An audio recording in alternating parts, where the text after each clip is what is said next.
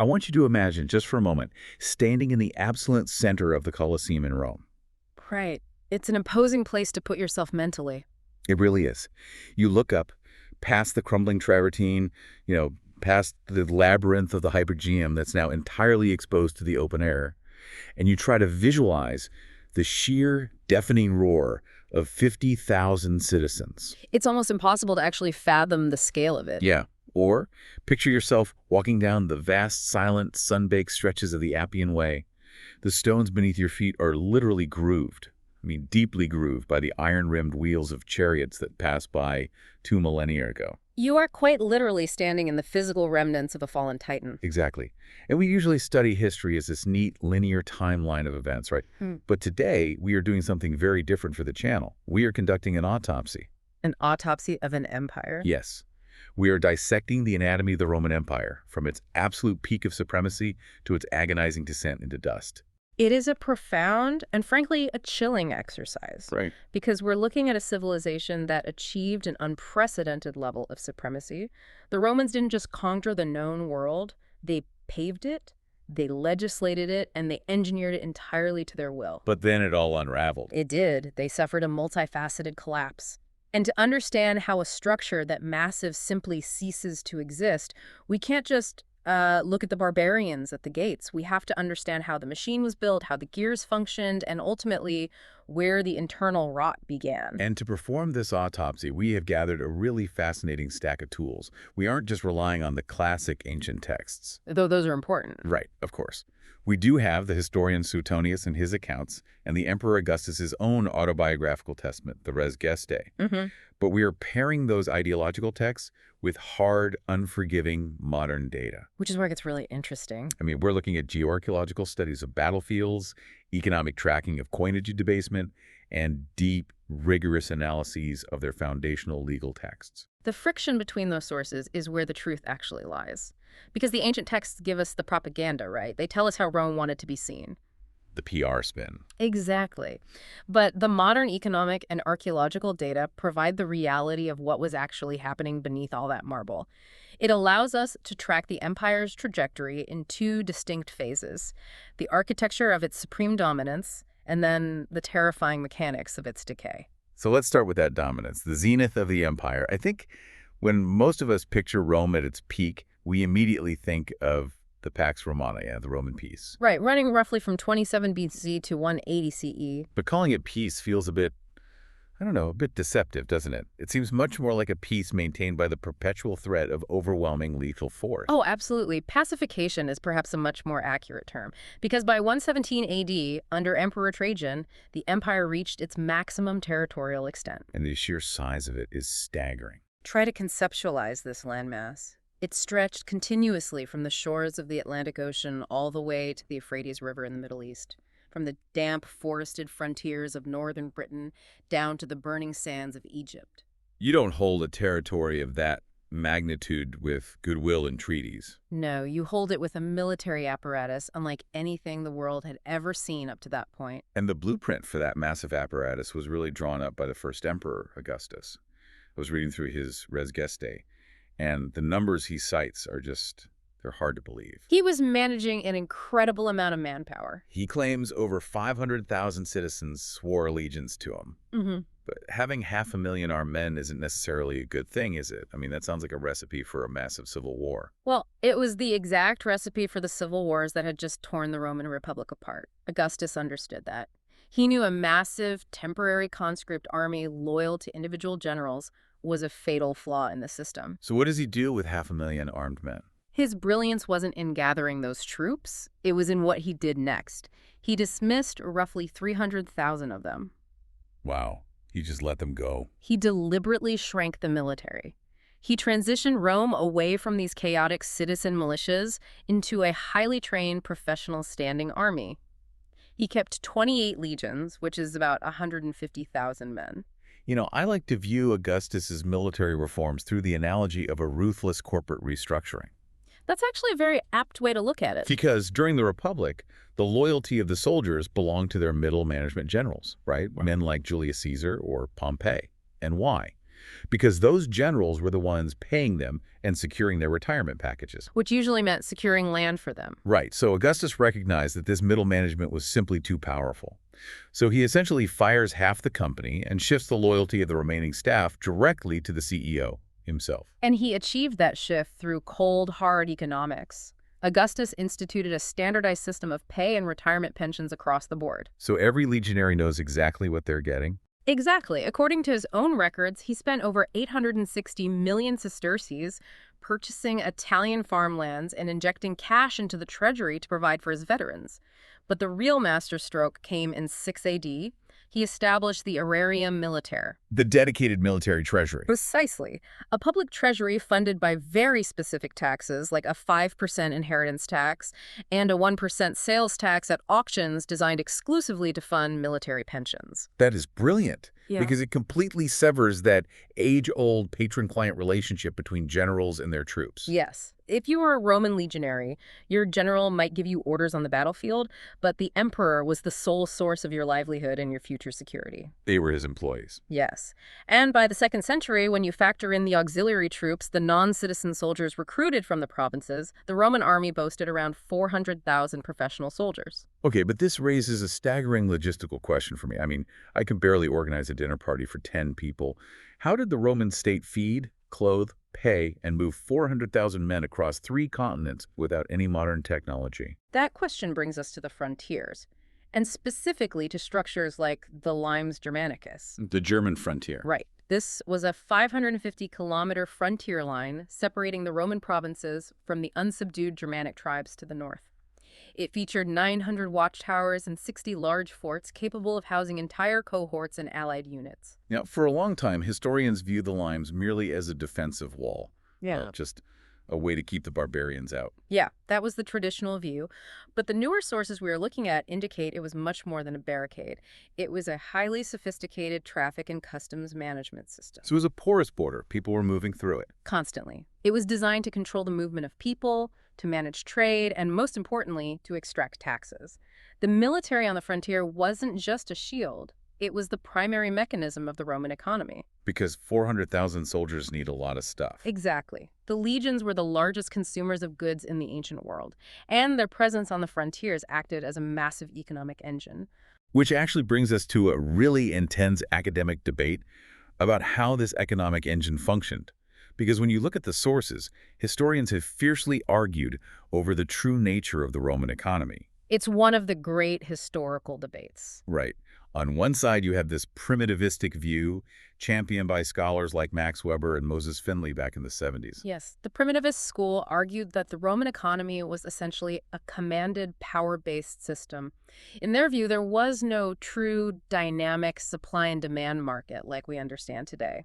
So how did it function, according to them? They believed the economy was strictly dictated by the state, driven almost entirely by the violent extraction of tribute, agricultural taxes, and slave labor.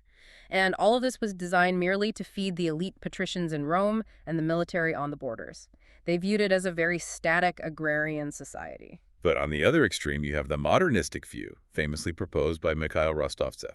Rostovtsev looked at the vast distribution of standardized goods, things like pottery and olive oil found all over the empire, and he concluded that Rome operated under an almost capitalistic system. He argued for a highly integrated free market driven by a burgeoning urban bourgeoisie. Exactly. So who is right? Was it a state-commanded mafia, or was it this ancient free trade zone? What's fascinating here is that the modern consensus has synthesized those extremes into a highly complex middle ground. And this is best articulated by Keith Hopkins's taxes and trade model. The Hopkins model, I was reading this and it's brilliant. Let me see if I can break this down for you. The empire demands taxes, and they want those taxes paid in silver coin, not just grain or livestock. Correct. The empire needed cash to pay those 400,000 soldiers we just talked about. So they heavily taxed the tax-producing provinces, places like Spain, Gaul, or Syria. But in order for the farmers and merchants in those regions to get the silver coin to pay the tax collectors, they were compelled to produce surplus goods. Right. They couldn't just grow enough to feed their own families anymore. They had to grow enough to sell. And who are they selling to? They are selling to the tax-consuming regions, namely the massive armies stationed on the frontiers and the million-person metropolis of Rome itself. So the cycle is The soldiers receive their pay in silver from the emperor. They use that silver to buy goods from the provincial merchants. The merchants use that silver to pay their taxes back to the emperor, and the cycle continues. Hopkins theorized that it was actually the state's demand for money that forced the integration of the market. The taxation created the trade. It forced the provinces to invent ways to generate cash flow, which stimulated mass production and long-distance commerce on a scale the world had never seen. And you can physically track this in the archaeological record. We were looking at the data on red Samian pottery. Yes, the Samian ware. This was a mass-produced, standardized, glossy red ceramic tableware. It was originally manufactured in Italy, and later these massive factories opened in Gaul. And we find this exact same standardized pottery in the muddy military camps in Britain, and we find it thousands of miles away in coastal India. The reach was extraordinary. The monsoon-driven Indian Ocean trade network connected the Mediterranean directly to Asia. It brought Chinese silk, Indian spices, and Baltic furs from northern Europe straight into Roman markets. But none of this hyper-connected commerce would have been possible without the infrastructure to move it, specifically the cursus publicus. The state-run postal and transport system.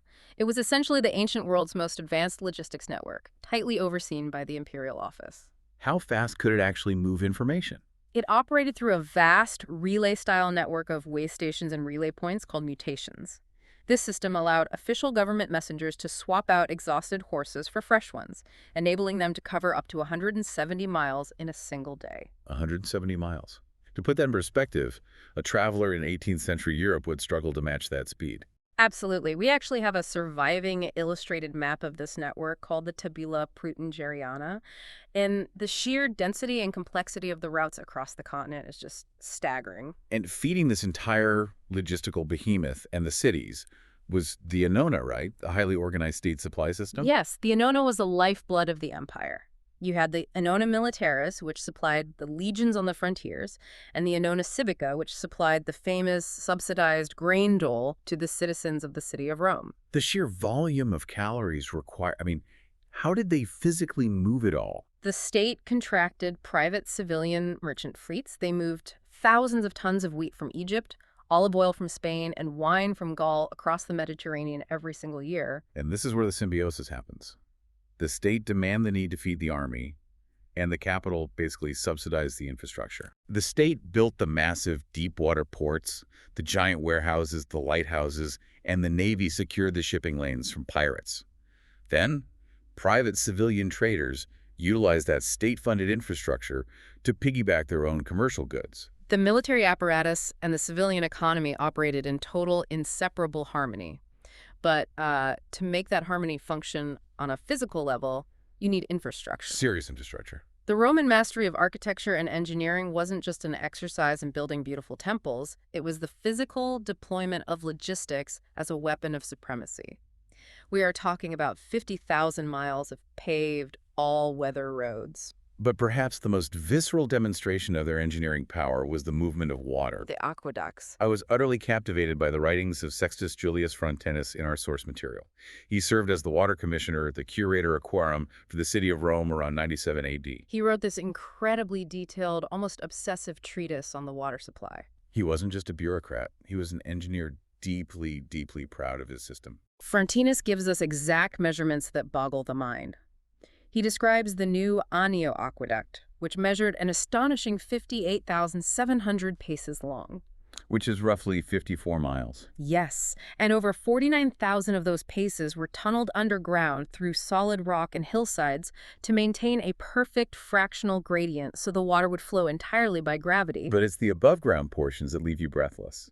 As the water approached the city, it had to cross valleys, so it was carried on these massive masonry substructures and arches, some of which towered 109 feet high. Frontinus himself was so awestruck by what his civilization had built that he explicitly compared these structures to the pyramids of Egypt. He called the pyramids idle, and the famous Greek works useless when compared to the indispensable utility of the Roman aqueducts. And he wasn't wrong in terms of utility. Rome was delivering millions of gallons of fresh, clean water into the city every day to supply public baths, fountains, and private estates. But it wasn't just about utility, was it?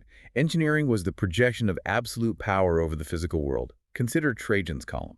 Erected in 113 AD to commemorate his victory in the Dacian Wars.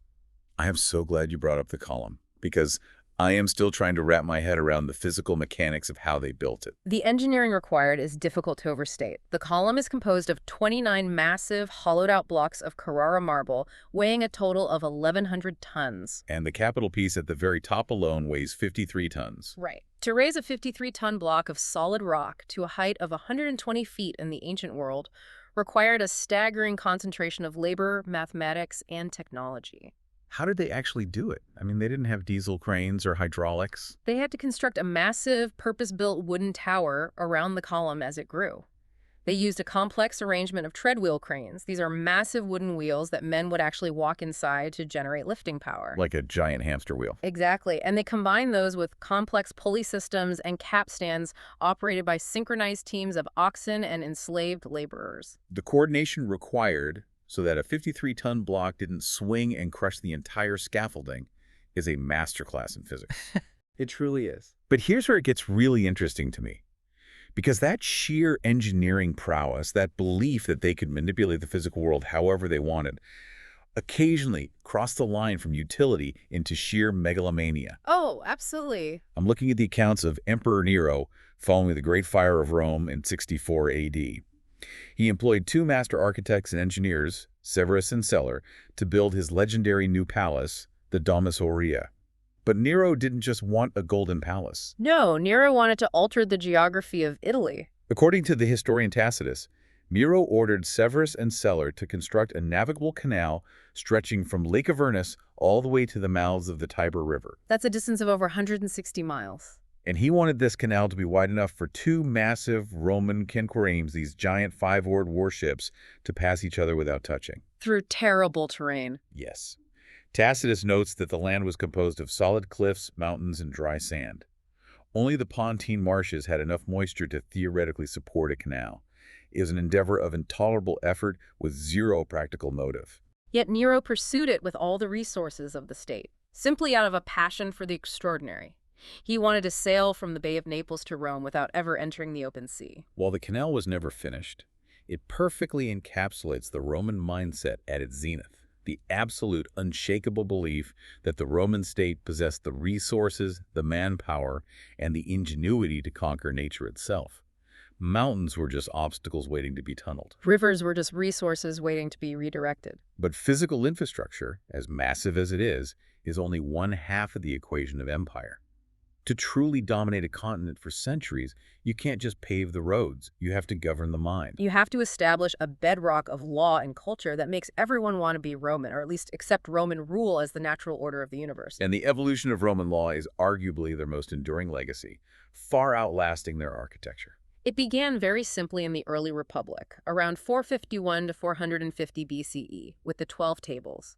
This was a foundational, written legal code meant to resolve disputes between the patricians and the plebeians. Crucially, it moved the administration of justice away from the arbitrary, secret whims of aristocratic priests and into the public sphere. Right. And over the centuries, this evolved into a highly sophisticated, adaptable system. And it had to adapt, didn't it? Because they kept conquering entirely different cultures.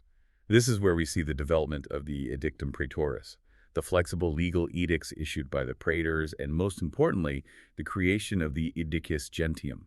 The law of nations. Right. The Edictus Gentium was vital. As Rome conquered diverse peoples, Greeks, Egyptians, Gauls, Syrians, they needed a legal framework to govern interactions, contracts, and disputes between Roman citizens and foreigners. It was a remarkably pragmatic adaptation to managing a massive, heterogeneous empire. They recognized that local customs existed, but applied a universal overarching legal logic to international trade and relations. And this legal evolution culminated much later, right in the 6th century, long after the West fell, under the Byzantine Emperor Justinian with the Corpus Juris Civilis. Yes, the Corpus Juris Civilis was a monumental undertaking.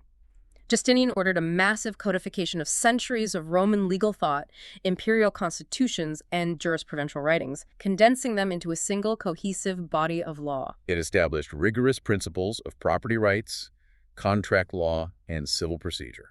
Principles that remained the absolute foundation of European jurisprudence for over a millennium. Even today, the legal systems of much of Europe and Latin America are direct descendants of this text. But we have to be clear about something for you listening.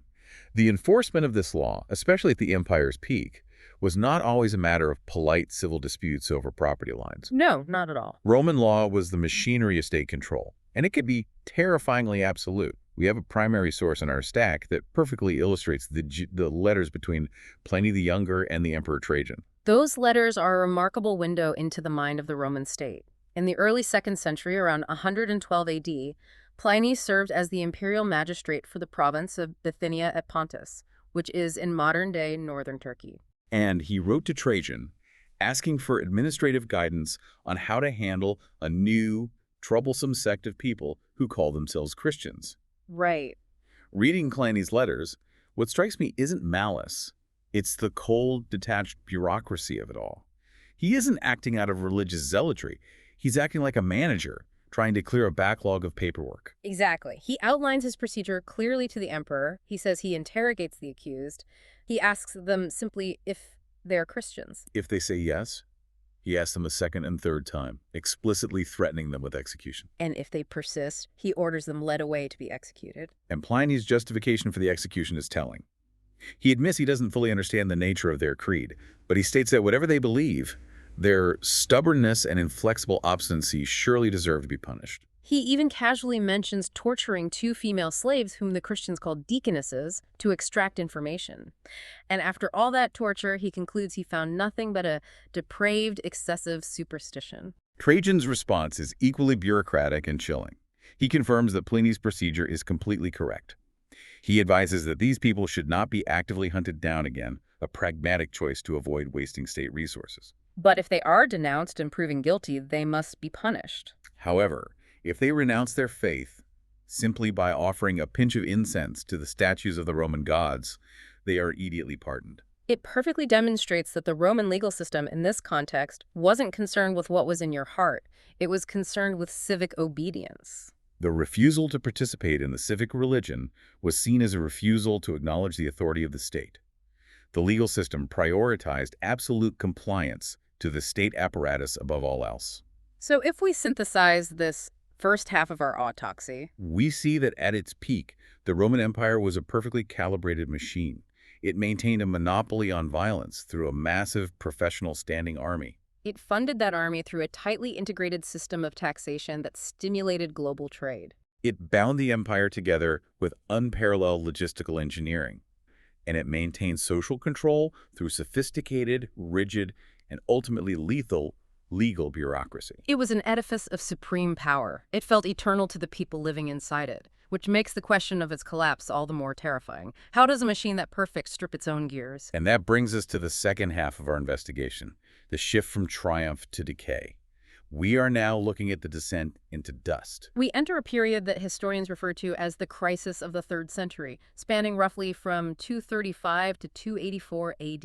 And the political rot at the center of the empire during this time is almost difficult to comprehend. The data from this period is staggering. Over the 113-year stretch from 192 to 305 AD, 84% of all Roman emperors were brutally murdered or assassinated. Think about that statistic for a second. 84%.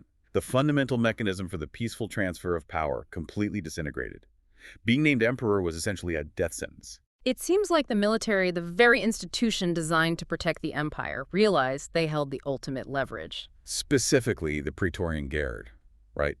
The elite unit stationed in Rome whose sole job was to protect the emperor. Yes. At one point, they assassinated the emperor Pertinax, locked the gates of their camp, and literally auctioned the throne of the Roman Empire to the highest bidder. I mean, they sold the empire. The infamous auction of 193 AD. A wealthy senator named Didius Julianus won the bid by promising every guardsman 25,000 sesterces. He bought the known world. But because his power was based entirely on bribery rather than legitimacy, he was murdered just 66 days later when a real general marched on Rome. The result of this dynamic was endless civil war. More than 20 men successfully claimed the throne in a span of just 75 years, with dozens more usurpers failing. And while the Roman armies were busy turning their swords on each other to crown the next temporary emperor, the frontiers were completely neglected. Which culminated in an event of profound psychological devastation in 260 AD. The Emperor Valerianus was fighting the Sassanid Persians in the east. He was defeated in battle and captured alive by the Persian king, Shapur I. It was an unprecedented humiliation. The living embodiment of the Roman state, the man considered a living god by imperial propaganda, was taken as a prisoner of war. Persian accounts claim Shapur used the Roman emperor as a human footstool to mount his horse and eventually had him flayed, dyed his skin with vermilion, and hung it in a temple. Whether that specific gruesome detail is true or just Persian propaganda, the psychological impact on the Roman world was shattering. It raises such an important question for us today. How does a society function? How does an economy survive when the very mechanism of power transmission becomes a violent, chaotic lottery? The short answer is that the economy did not survive. Yep. The political chaos was directly, intrinsically linked to economic suicide. To fund their endless civil wars, and more importantly, to constantly appease the restless legions who could murder them at any moment. Successive emperors needed money. Money they simply did not have. So they engaged in the systematic, relentless debasement of the currency. Let's trace this because the death of the denarius, the standard Roman silver coin, is a perfect proxy for the death of the empire itself. In 85 AD, during the peak we discussed, one pure silver denarius was the equivalent of a skilled craftsman's daily wage. It was a hard, reliable currency. But then, when Emperor Nero needed funds for his massive building projects, he quietly cut the silver content by about 20%. And once that precedent was set, it became a slippery slope. Over the next 2 centuries, as military spending skyrocketed and tax revenues plummeted due to civil war, emperors continually reduced the silver content of the denarius. They would melt down old coins, mix the silver with cheap bronze and copper, and mint more coins with the same face value. By the year 300 AD, a denarius was silver in name only. It was a bronze coin containing merely a trace wash of actual silver. Which triggers 2 fundamental economic phenomena that absolutely destroyed the middle class. The first is Gresham's law. Yes, Gresham's law states that bad money drives out good. When a government mints debased, low-value coins alongside older, high-value coins, citizens aren't stupid. They immediately recognize the difference. So they hoard the older, high-purity silver coins, hiding them away, and they only spend the new, worthless bronze ones in the market. The good money completely disappears from circulation. And we can see the sheer panic of Gresham's law in the dirt today. The archaeological evidence is incredible. We track the data on coin hoards, pots of money buried by citizens, hoping to dig them up when times got better. From the relatively peaceful 1st and 2nd centuries, archaeologists have found around 1,985 hoards of buried coins. But in the 3rd century, during this crisis, that number violently doubles to 3,937 hoards. People were so terrified of the economic collapse in the roving armies that they were frantically burying their life savings in the ground. And many were killed before they could ever retrieve them. The second phenomenon triggered by this debasement is known as the Cantillon effect. When a state rapidly and artificially increases the money supply, the new money enters the economy unevenly.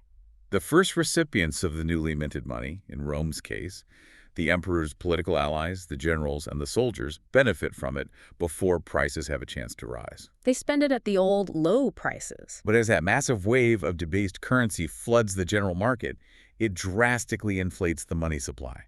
By the time the currency reaches the farmers and the working class, prices have skyrocketed. It acts as a massive hidden tax that devastates the purchasing power of the average citizen. I look at this and I compare it to a modern nation printing endless fiat currency to fund foreign wars or massive domestic deficits.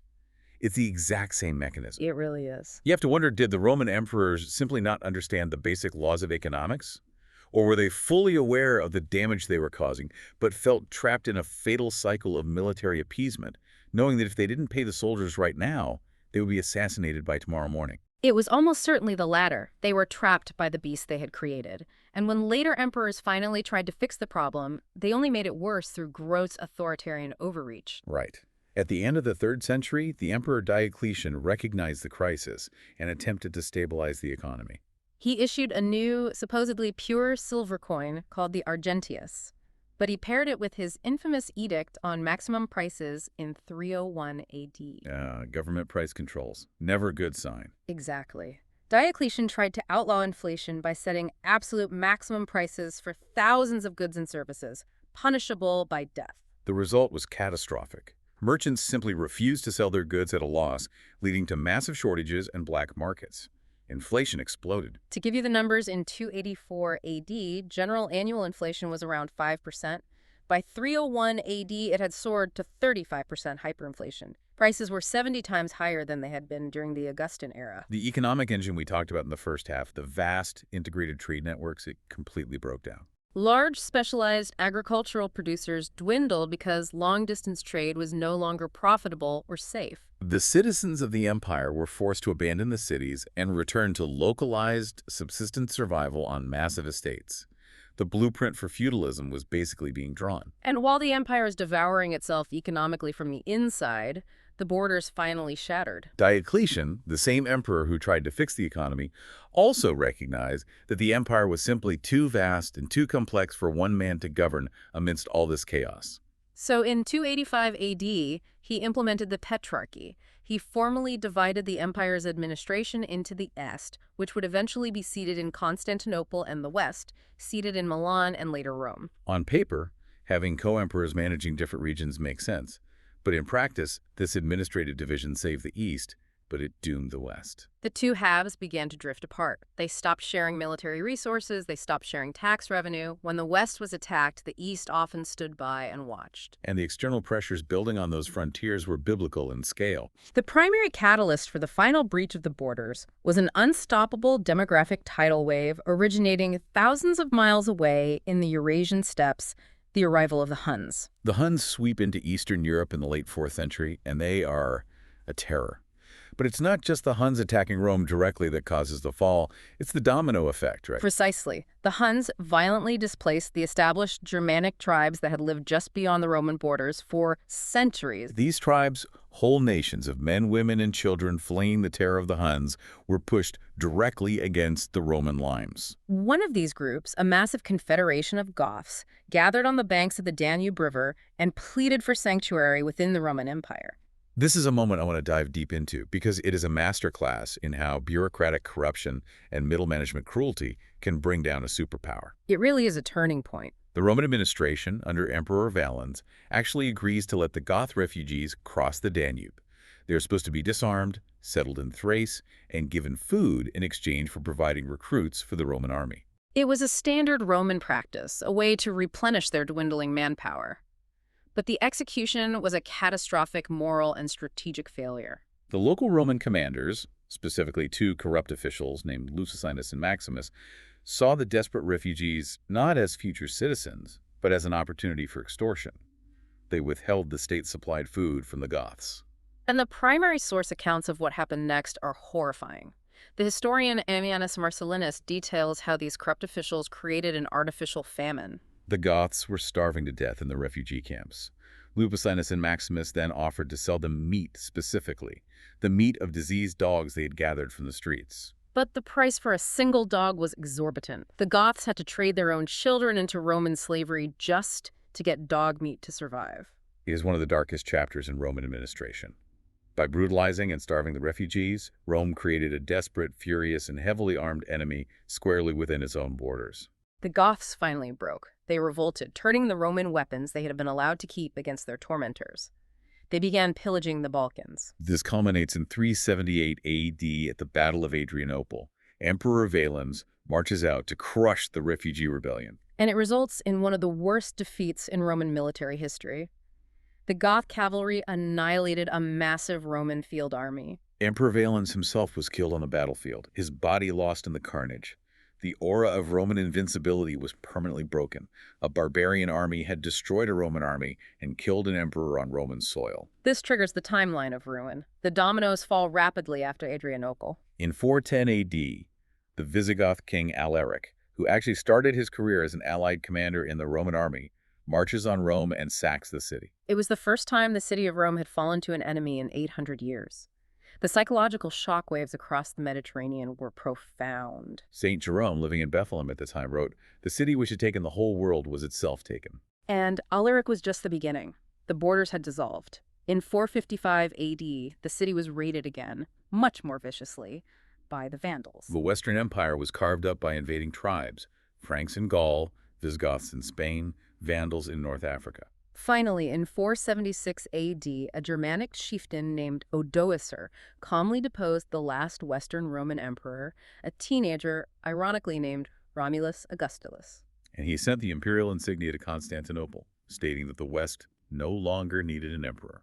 The Western Roman Empire was officially extinguished. But if we connect this sequence of sacks to the bigger picture of the military, we have to look closely at who is actually doing the sacking, because it wasn't just foreign invaders. That is the ultimate irony. Because of the economic collapse and the massive demographic decline within the empire, Rome could no longer recruit enough of its own citizens to fill the legions. The emperors increasingly relied on hiring entire tribes of foreign mercenaries, known as foederati or barbarists, to fight their wars for them. The mighty Roman legions, which had once been the pride of the citizen body and the instrument of their dominance, devolved into localized bands of Germanic soldiers of fortune. The very armies that sacked Rome under Alaric, the men who dismantled the Western Empire piece by piece, had been trained, armed, and previously employed by Rome itself. The empire didn't just fall. It essentially committed assisted suicide. Now, alongside the military and economic collapse, there was a profound ideological and cultural shift occurring throughout this period, specifically the rapid rise of Christianity. In 313 AD, the Emperor Constantine issued the Edict of Milan, officially legalizing the religion. By 380 AD, it had completely supplanted the old pagan rites to become the official state religion of the empire. Now, whenever we touch on religion, especially the rise of Christianity in relation to the fall of Rome, it's very easy for modern cultural debates to color the history. Right. And for you listening, our goal here isn't to take a theological stance, but to look purely at the historical and sociological arguments, right? We need to look at what historians believed was happening to the civic fabric of the empire. We are not endorsing any one viewpoint here, just reporting the academic debate. Precisely. And the most famous proponent of the theory that Christianity caused the fall of Rome was the 18th century historian Edward Gibbon in his monumental work, The History of the Decline and Fall of the Roman Empire. Gibbon argued that Christianity actively eroded traditional Roman civic virtue. Yes. How so? What was his mechanism for that? Well, the old Roman pagan religion was intrinsically tied to the glory of the state, the success of the military, and the divine authority of the emperor. It was a very pragmatic, state-focused religion. Gibbon posited that by shifting the focus of the population away from the glory of the state and toward a sole, transcendent deity and the promise of an afterlife, Christianity weakened the martial spirit and the civic dedication required to defend the empire. He argued it preached patience and pusillanimity in the face of barbarian aggression.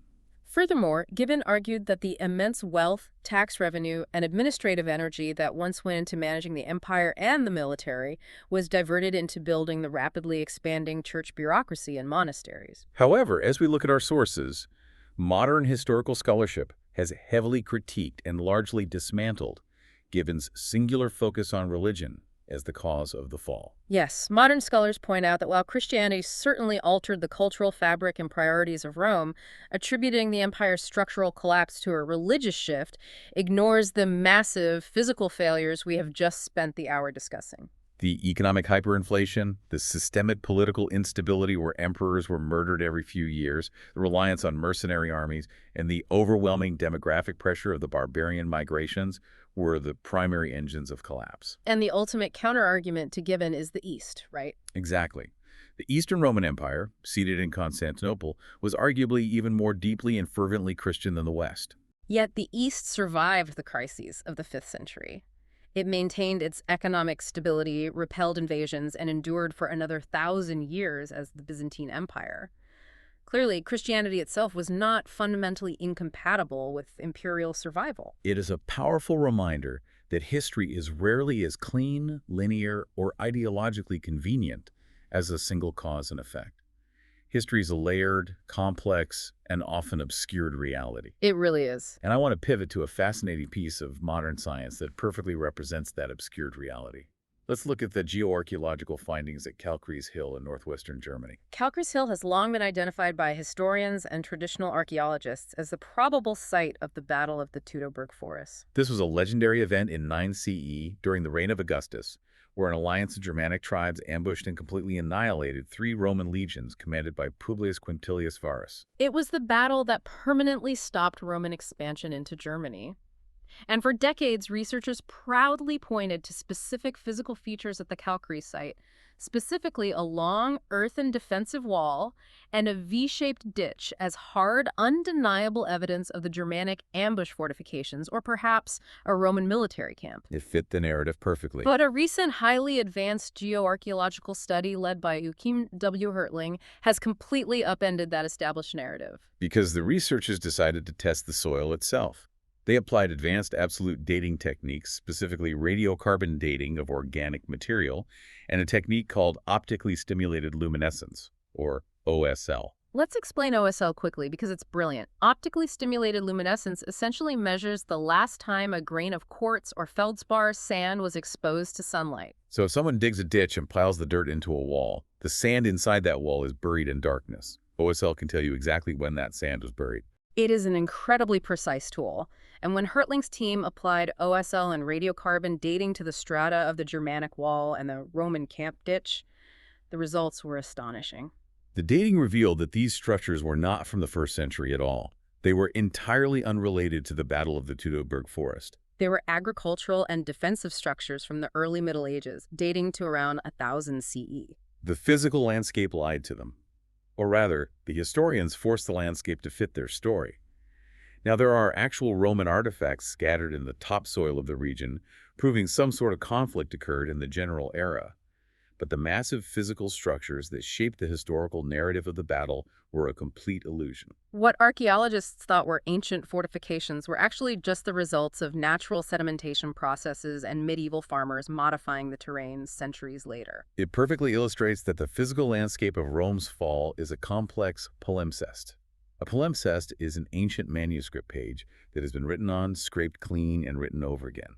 The Earth itself is a document that has been erased and overwritten by centuries of human activity. It forces us to question the bedrock of our historical assumptions. If the physical Earth can deceive us about the nature of a decisive battle, we must approach the broader autopsy of the Roman Empire with immense humility. We're always peering through layers of distortion. Which brings us to the synthesis of our investigation. After dissecting the machine, what is the ultimate cause of death? Rome did not fall from a single blow. It wasn't just the barbarians suddenly overwhelming a perfect society. The Titan was suffocated by its own immense, unmanageable size. It was poisoned by an internal political corruption that turned the transfer of power into a perpetual bloodbath. It was financially ruined by military overspending and the disastrous, arrogant debasement of its own currency. And finally, having lost its own citizens' will to fight, it was dismembered by the very mercenaries it had hired to protect it. The machine stripped its own gears. The internal rot hollowed out the trunk of the tree, and the external migrations were simply the wind that finally blew it over. But the collapse of the Western Empire did not mean Rome vanished. It left behind a psychological trauma that shaped the entire subsequent history of human civilization. And that is the chilling final concept we want to leave you with today. We've detailed the physical, military, and economic death of the West. But the death of the Western Roman Empire created a profound psychological phenomenon in the collective mind of Europe. It created what I can only describe as a civilizational phantom limb syndrome. It's a perfect analogy. Just as an amputee continues to feel the physical presence, the itch, and the pain of a severed arm, Western Europe felt the agonizing absence of the Roman order. For centuries, they had lived under a universal law, universal trade, and a universal peace. When that vanished into the chaos of the Dark Ages, the shadow of the fallen Titan was so immense, so haunting, that the fragmented, warring kingdoms of the Middle Ages simply could not accept that Rome was truly gone. Medieval kings spent centuries desperately trying to resurrect its ghost. They constantly sought the title of emperor. They tried to recreate the laws in Latin. They tried to mimic the architecture. This obsession eventually culminated in the creation of the Holy Roman Empire, a sprawling political entity in Central Europe that lasted for another millennium. It was born entirely out of a desperate, centuries-long attempt by the people of Europe to put on the oversized, rusted armor of a dead giant and pretend it was still alive. It is a profound testament to the reality that Rome's greatest and most enduring achievement was not its paved roads, its towering aqueducts, or its invincible armies. Rome's greatest achievement was its complete, total colonization of the Western imagination. So the next time you picture yourself standing amidst the ruins of the Colosseum or walking the worn, rutted stones of the Appian Way, remember what those stones actually represent. Yeah. The blueprints of our modern world, our legal systems, our logistical engineering, our very concepts of empire and republic were drawn in that Roman marble. Mm. But the warnings for our future, the rot of political violence, the hubris of economic manipulation, and the fragile, fleeting illusion of permanent supremacy are written in their dust.